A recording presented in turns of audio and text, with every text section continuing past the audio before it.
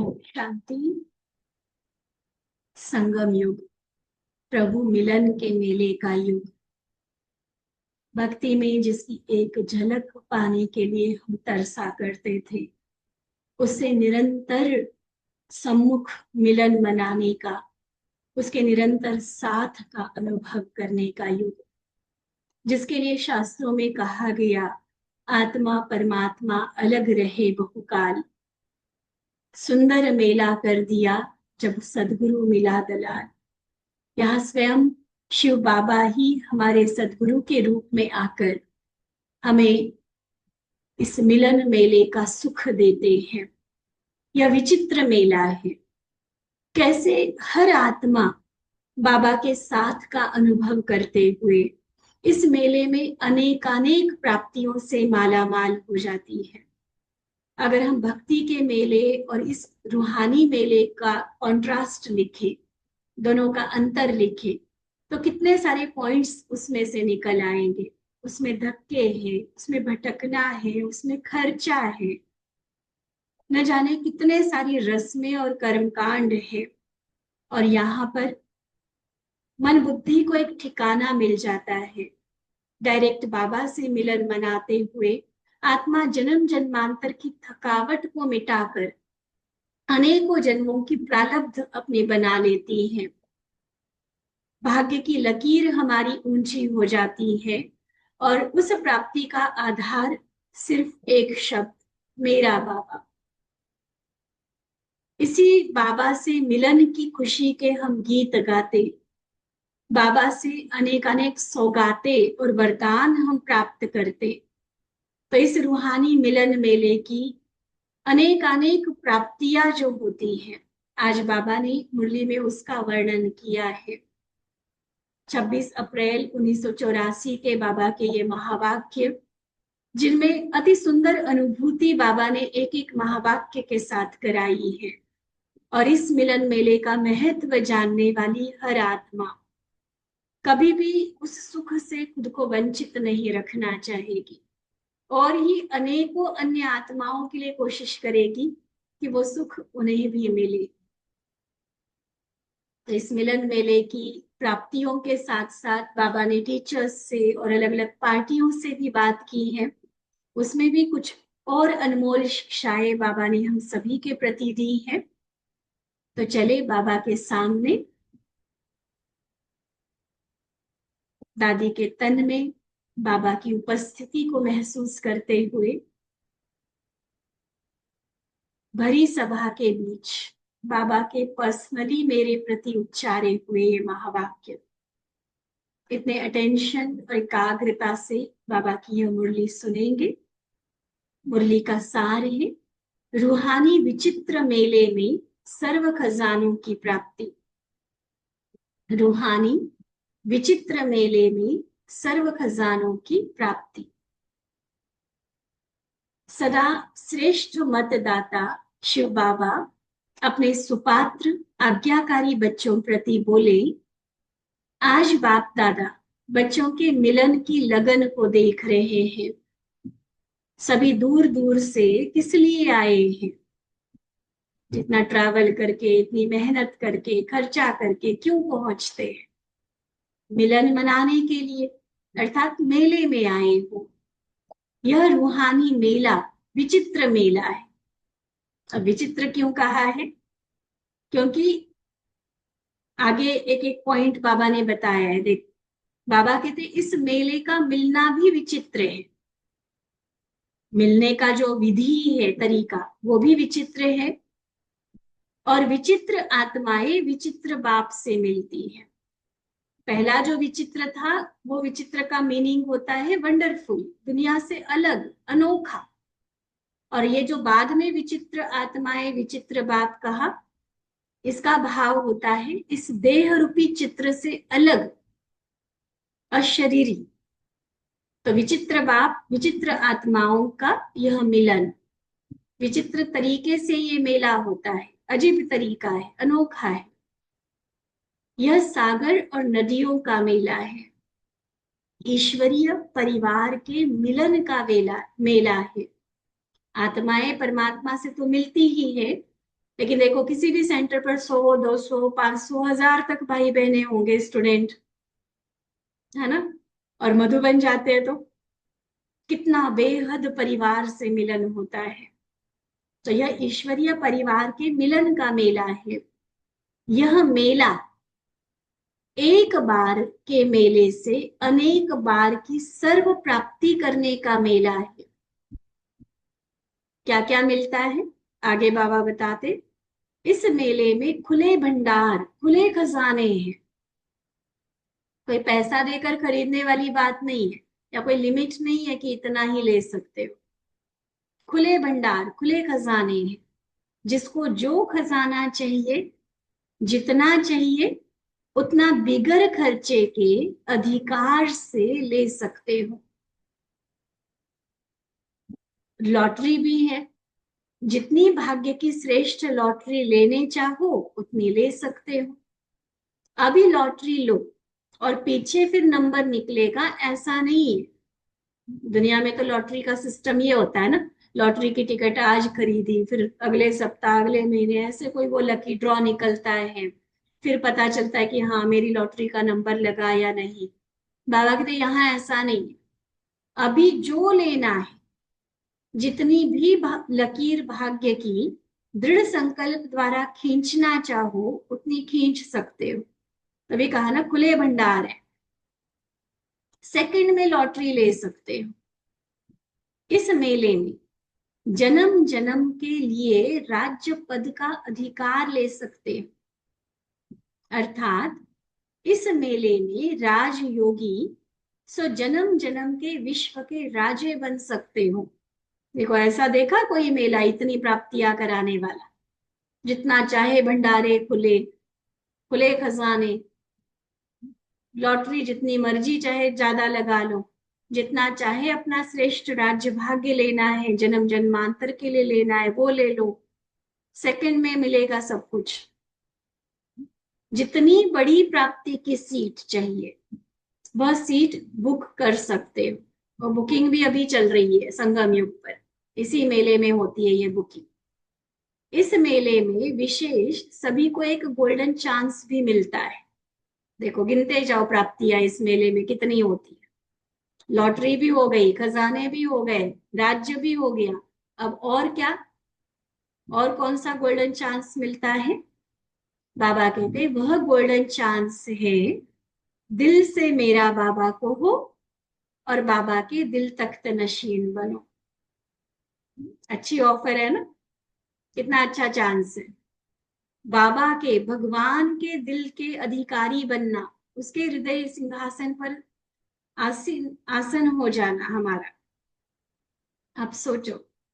और तरीका क्या है, बस दिल से मेरा बाबा को हो और दिल तख्त नशीन बन जाओ। अच्छा है ना चांस। अच्छा, आगे बाबा कहते इस मेले में एक विशेष गिफ्ट भी मिलती है।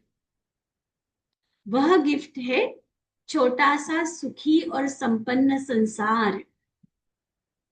ये ब्राह्मणों का छोटा सा संसार, परिवार के हिसाब से बेहद परिवार है, लेकिन अगर संसार के हिसाब से कहा जाए तो कहाँ दुनिया में करोड़ों आत्माएं, और कहाँ ये छोटा सा संपन्न परिवार, सुखी परिवार। जिस संसार में जो चाहो सब सदा ही प्राप्त है। अब प्राप्ति की बात ही नहीं है। वह छोटा सा संसार बाप में ही संसार है। इस संसार में रहने वाला सदा ही प्राप्तियों के, खुशियों के अलौकिक झूलों में झूलता है। एक बाबा मेरा संसार, बस चाचा ताया काका मामा मासी मामी कुछ नहीं, बस बाबा ही बाबा सब कुछ। मेरा संसार ही बाबा है। तो कितना सुखी संसार है। दुनिया में कहते हैं ना छोटा परिवार सुखी परिवार, तो ये छोटा सा संसार है हमारा, सब कुछ बस बाबा ही बाबा। कितना संपन्न हमें बना देता है। इस संसार में रहने वाला सदा ही प्राप्तियों के, खुशियों के अलौकिक झूलों में झूलता है। इस संसार में रहने वाले सदा इस देह की मिट्टी के मैलेपन से ऊपर फरिश्ता बन उड़ती कला में उड़ते रहते हैं। मेले में वैसे भी तो झूले वगैरह होते हैं ना, कई ऐसे साधन होते हैं। यहाँ देखो बाबा ने हमें क्या क्या दिया।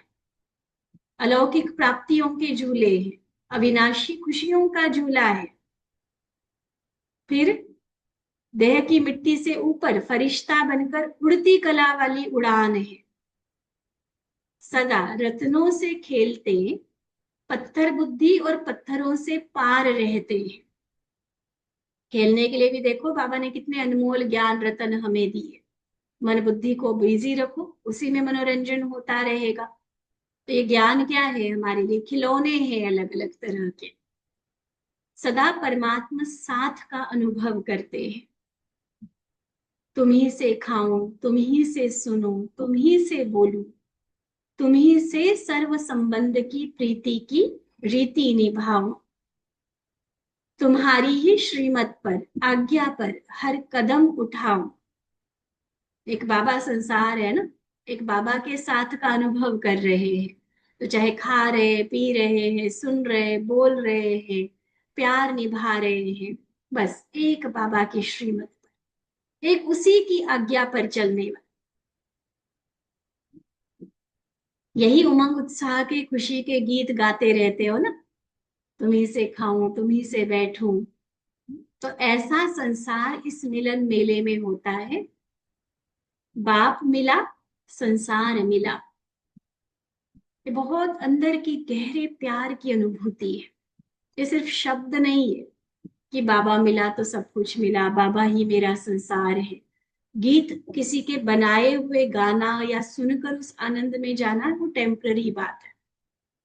आंतरिक दिल का गहरा संबंध इतना बाबा के साथ जुड़ जाए कि बस तू ही तो नजर आए। तुम ही माता, तुम ही पिता, तुम ही से खाऊं, तुम ही से बैठूं। ठीक है। तो बाप मिला, संसार मिला, ऐसा यह श्रेष्ठ मेला है। तो ऐसे मेले में आए हो ना, ऐसा न हो। सारी प्राप्तियां गिनवाकर बाबा फिर सावधान कर रहे, ऐसा न हो कि मेला देखते देखते एक ही प्राप्ति में इतने मस्त हो जाओ जो बाकी सर्व प्राप्तियां रह जाए। नहीं, सब प्राप्तियां करनी है, खजाने भी लूटने हैं, लॉटरी भी लेनी है, गोल्डन चांस भी लेना है, गिफ्ट भी लेना है, उड़ना भी है, खेलना भी है ना। परमात्मा साथ की मौज में गीत भी गाने हैं, डांस भी करना है। सब सब प्राप्तियां करनी है, कोई प्राप्ति रह ना जाए। इस रूहानी मेले में सर्व प्राप्ति करके जाना है। बहुत मिला, इसमें ही खुश होकर चले जाओ, ऐसा नहीं करना, क्योंकि एक एक प्राप्ति भी बहुत अनमोल है, एक एक प्राप्ति भी बहुत श्रेष्ठ है। लेकिन बाबा कहते कि उसमें ही राजी नहीं हो जाओ कि हाँ जी मिल गया, सब कुछ लेना है, कुछ नहीं छोड़ना है।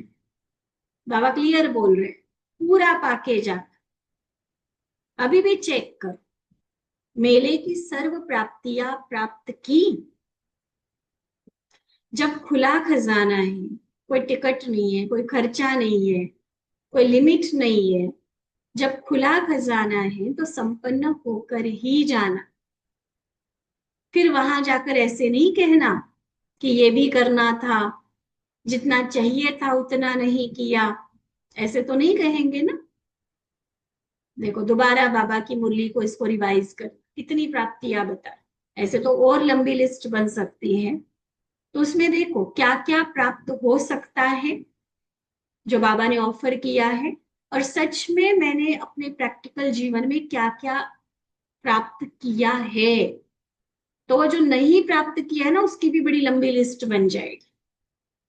तो इसलिए बाबा कहते ऐसा ना हो कि मिल तो रहा था सब कुछ और हमने ही नहीं लिया, जो बाद में लगे कि नहीं वो भी लेना चाहिए था, ऐसा नहीं। तो समझा इस मेले का महत्व। मेला मनाना अर्थात महान बनना, सिर्फ आना और जाना नहीं है, लेकिन संपन्न प्राप्ति स्वरूप बनना है। तो ऐसा मेला मनाया है। निमित्त सेवाधारी क्या समझते हैं? वृद्धि विधि को भी चेंज करती है, वृद्धि होना भी जरूरी है। और हर विधि में संपन्न और संतुष्ट रहना भी जरूरी है। मिलन की विधि चेंज हो रही है ना। ओम शांति भवन में जब से मुरली का शुरू हुआ, तो पहले तो कहाँ मेडिटेशन हॉल या हिस्ट्री हॉल में बाबा की मुरली चलती थी, कितना नजदीक बैठते थे।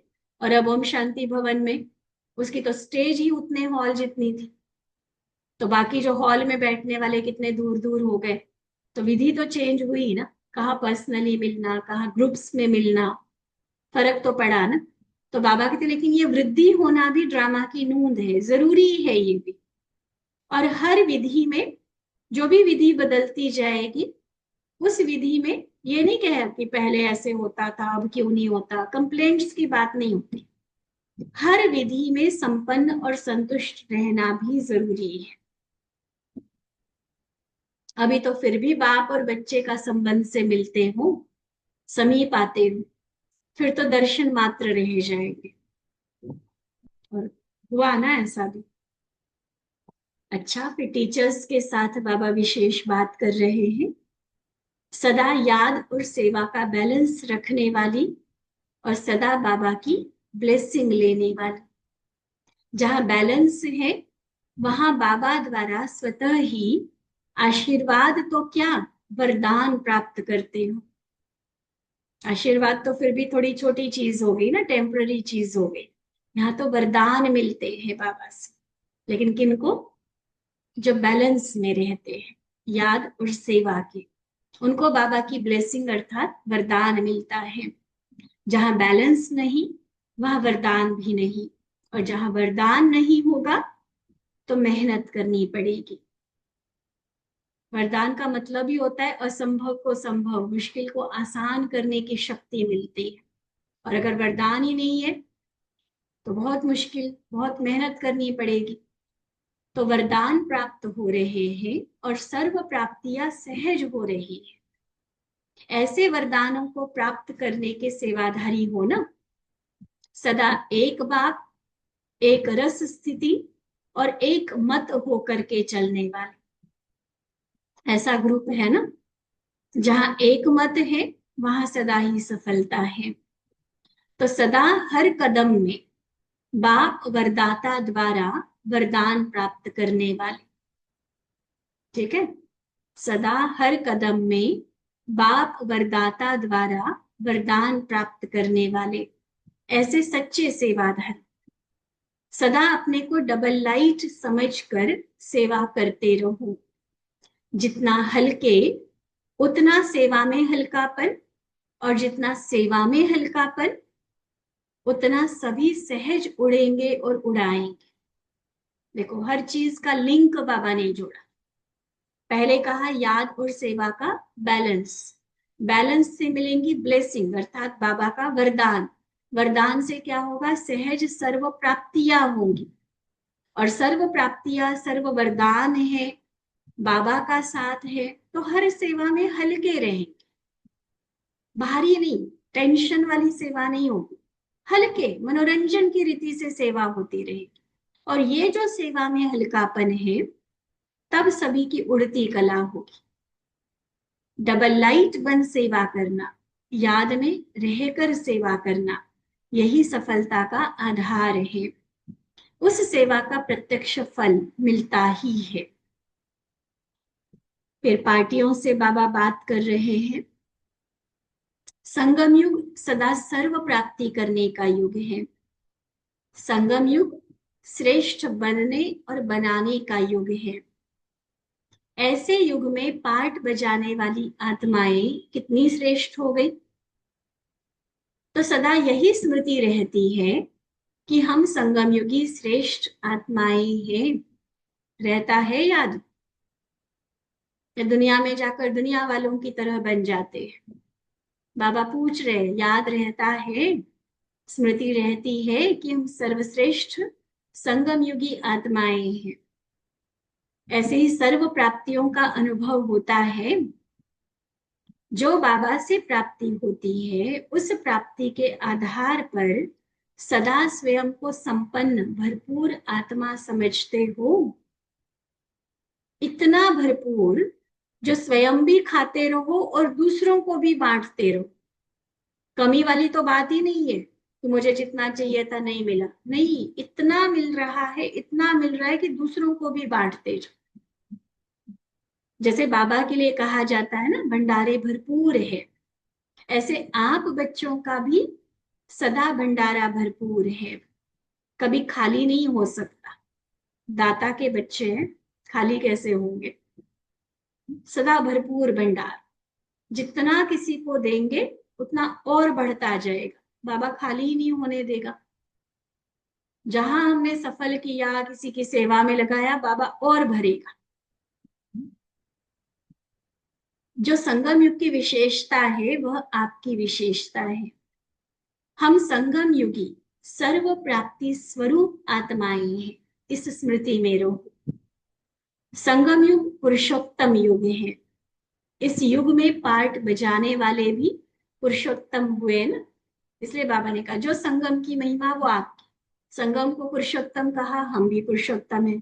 संगम को हीरे तुल्य कहा, हम भी हीरे जैसी है। जितना महान संगम युग है, हमें भी बाबा ने महान आत्मा बनाया है। बाकी दुनिया की आत्माएं आपके आगे साधारण है, आप अलौकिक और न्यारी आत्माएं हैं। वह अज्ञानी है, आप ज्ञानी हो। वह शूद्र है, आप ब्राह्मण हो। वह दुखधाम वाले हैं और आप संगम युग वाले हो। संगम युग भी सुखधाम है। सतयुग को तो सुखधाम कहा, लेकिन संगम युग ज्योतिन्द्रिय सुख का युग है, इसको क्यों नहीं सुखधाम कहे? बाबा के प्यार के पलने में पल रहे हैं तो सुखों में झूल रहे हैं ना। देखो कितने दुखों से बच गए, अब साक्षी होकर देखते हो। अब परिस्थितियां आती भी है ना जीवन में, तो साक्षी होकर देखते हैं कि देखो दुनिया कितनी दुखी है और उनकी भेंट में आप कितने सुखी हो। होता है अनुभव? दिल पर हाथ रख के पूछो,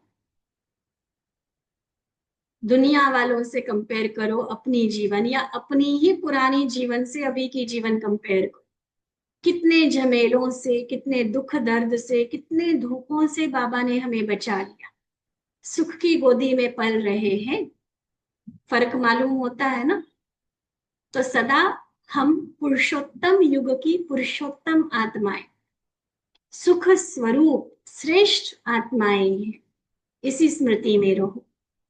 अगर सुख नहीं, श्रेष्ठता नहीं, तो जीवन नहीं। ब्राह्मण जीवन ही माना श्रेष्ठ जीवन, सुखी जीवन। अगर वो सुख अनुभव नहीं हो रहा है तो जरूर कहीं ब्राह्मण पने में कमी है, जरूर किसी न किसी आज्ञा पर चलने में हम कोई गड़बड़ करते हैं।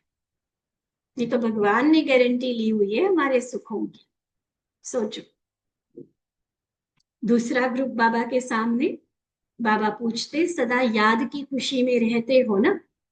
खुशी ही सबसे बड़े ते बड़ी दुआ और दवा है। क्या है खुशी? सबसे बड़ी दुआ भी है और दवा भी है। सदा यह खुशी की दवा और दुआ लेते रहो, तो सदा खुश होने के कारण शरीर का हिसाब किताब भी अपनी तरफ खींचेगा नहीं। खुशी में उड़ रहे हैं ना, तो शरीर में भले हो रहा है दर्द, भले कर्म भोग चल रहा है, लेकिन वो हमें अपनी तरफ नहीं खींचेगा। आत्मा न्यारे और प्यारे होकर शरीर का हिसाब किताब चुकतो करेगी। कितना भी कड़ा कर्म भोग हो, वह भी सूली से कांटा हो जाता है। कैसे? जब खुशी में रहेंगे, जब बाबा की वो दुआओं में पलते रहेंगे, कोई बड़ी बात नहीं लगेगी। फिर समझ मिल गई कि यह तो हिसाब है, हिसाब किताब है ना, अपने ही कर्म हमारे सामने आ रहे हैं। तो खुशी खुशी से वो हिसाब किताब चुकतू करने वाले के लिए सब सहज हो जाता है। अज्ञानी लोग हाय हाय करेंगे, और ज्ञानी ज्ञानी क्या कहेंगे? सदा वाह मीठा बाबा, वाह ड्रामा की स्मृति में रहेंगे। अच्छा है ना, बाद में धर्मराजपुरी में नहीं तड़फना पड़ेगा, वहां स्टॉप नहीं लेना पड़ेगा। जल्दी जल्दी जाएंगे परम धाम, जल्दी जल्दी श्री कृष्ण के साथ वापिस आएंगे। लेकिन अभी कर्म भोग चुकतू करते हुए ये बातें स्मृति में रहना जरूरी है। इसलिए ज्ञान स्वरूप स्थिति पर बाबा बहुत अटेंशन दिलाते हैं। जितना ये चीजें याद रहेगी ना, जो जो स्मृतियां बाबा ने हमें दिलाई, वो हमें इन चीजों से पार करने में मदद करती है। तो ज्ञानी क्या कहेंगे, चाहे बाबा की चाहे ड्रामा की वाह वाह करते रहेंगे, सदा खुशी के गीत गाओ, बस यही याद करो कि जीवन में जो पाना था पा लिया, जो प्राप्ति चाहिए वह सब हो गई। सर्व प्राप्ति के भरपूर भंडार है, और जहां सदा भंडार भरपूर है वहां दुख दर्द समाप्त हो जाते हैं। सदा अपने भाग्य को देख हर्षित होते रहो, वाह मेरा श्रेष्ठ भाग्य, सदा मन में यही गीत गाते रहो। कौन कौन से गीत कहे बाबा ने, वाह मीठा बाबा, वाह ड्रामा, वाह मेरा श्रेष्ठ भाग्य, ऐसे गीत गाते रहो। देखो कितना बड़ा आपका भाग्य है। दुनिया वालों को तो भाग्य में संतान मिलेगी, धन मिलेगा, संपत्ति मिलेगी, लेकिन यहाँ क्या मिलता, सबसे बड़ा भाग्य क्या है हमारा, स्वयं भाग्य विधाता ही भाग्य में मिल जाता है। देखो ऐसे ना रोम रोम खिल जाना चाहिए एकदम, क्या कह रहा है बाबा, क्या मिल रहा है हमें। लोग तो चीजों के पीछे और अविनाशी जो विनाशी लौकिक संबंध है उनके पीछे मन्नतें मांगते रह जाते हैं। वो मिल गया तो लगते है इसका भाग्य बड़ा अच्छा है, और यहाँ तो स्वयं भाग्य बनाने वाला भाग्य विधाता मुझे भाग्य में मिल गया, भगवान मेरी मुट्ठी में आ गया, मेरी हाथों की लकीरों पर भगवान का नाम है। सोचो कितना नशा, कितनी खुशी होनी चाहिए। जब भाग्य विधाता ही अपना हो गया तो बाकी क्या रह गया, ये अनुभव है ना, या अभी भी किसी के प्यार की इच्छा रहती है, ये चीज आ जाए फिर जीवन में सुकून आएगा, ये वो तो कंफर्ट होगा, नहीं ना। भाग्य विधाता मिला और क्या चाहिए। सिर्फ सुनी सुनाई बात पर तो नहीं चल पड़े हो, बड़ों ने कहा भाग्य मिलता है और आप चल पड़े, इसको कहते हैं सुनी सुनाई पर चलना। बाबा कहते हैं हमारा ये अनुभव होना चाहिए। तो सुनने से समझते हो या अनुभव से समझते हो, सभी अनुभवी हो। संगम युग है ही अनुभव करने का, सुनना सुनाना तो द्वापर कलयुग में बहुत कर लिया, अब है अनुभव की बात।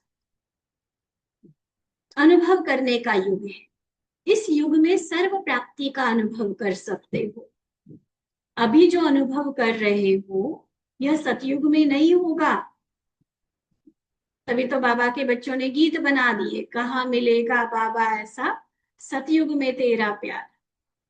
अब जो बाबा की बाहों में हम झूलते हैं, अतीन्द्रिय सुख में पलते हैं, वो थोड़ी ना सतयुग में होगा। भले श्रेष्ठ देव आत्माएं होंगी, भले किसी तरह की कमी नहीं होगी, इन बाबा तो नहीं होगा ना। ये जो बाबा से अब जो प्यार दुलार मिल रहा है वो तो नहीं होगा ना। इसलिए बाबा कहते अभी ले लो, ये लेने का समय अभी है, इस वेला को मिस नहीं करो।